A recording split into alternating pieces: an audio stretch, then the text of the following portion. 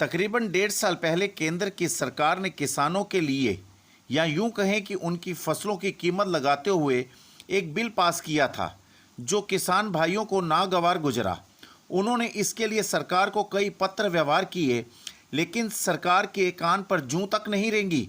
तो किसानों ने अपने हक की लड़ाई लड़ने के लिए फैसला किया, जिसके बाद पूरे देश के किसानों ने सड़कों पर उतरकर प्रदर्शन किए, जिसमें सैकड़ों किसानों ने अपनी जान से हाथ धोना पड़ा।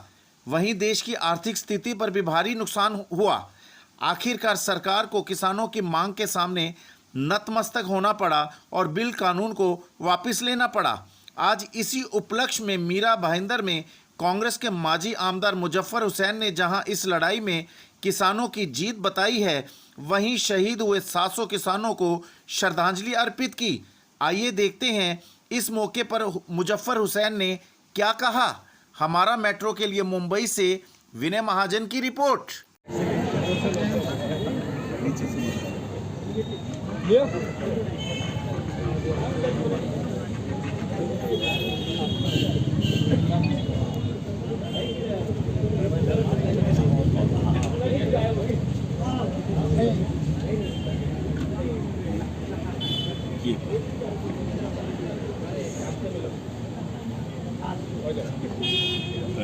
किसान विरोधी 3 काले कानून के विरोध की लड़ाई में शहीद हुए 700 से अधिक किसानों को भावपूर्ण श्रद्धांजलि, क्या कहना चाहेंगे सर? सर्वप्रथम जिन किसान भाइयों ने अपने प्राण की आहुति दी, उनको पहले हम श्रद्धांजलि अर्पित करते हैं। और जो 3 किसान विरोधी काले कानून पंत प्रधान जी ने वापस लेने की जो घोषणा करी है, उसका स्वागत करते हैं। कहा जाता है देर आए दुरुस्त आए। 800 किसानों ने अपनी प्राण की आहुति दी। साल भर से ज़्यादा किसान अपना खेत खलियान परिवार को छोड़ के रास्ते पर बैठे हुए हैं। इस सरकार को देर से जाग आई। जो चुनाव अभी हाल ही में वो हारे हैं, उसके मद्देनज़र उनको जाग आई। जो चुनाव पंजाब, यूपी और सभी जगहों पे जो चुनाव होने जा रहे हैं, उसमें अपनी होती हुई हार को देखते हुए और पेट्रोल, डीजल, घरगुती गैस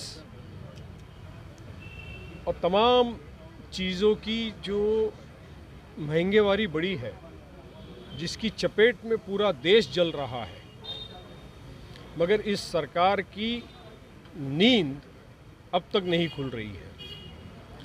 पूरी दुनिया में तेल की कीमतें नीचे हो चुकी है।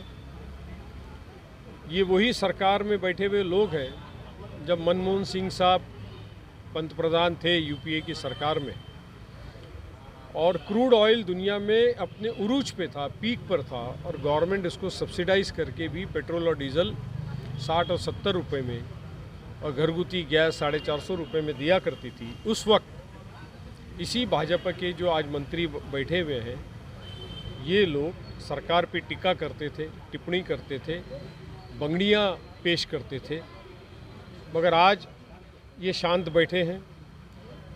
बात साफ है कि केंद्र सरकार को इस देश की इकोनॉमिक्स आज तक समझ नहीं आई है। प्राइवेटाइजेशन वो करते जा रही है। पंडित नेहरू ने जो संपत्तियां इस देश की बनाई,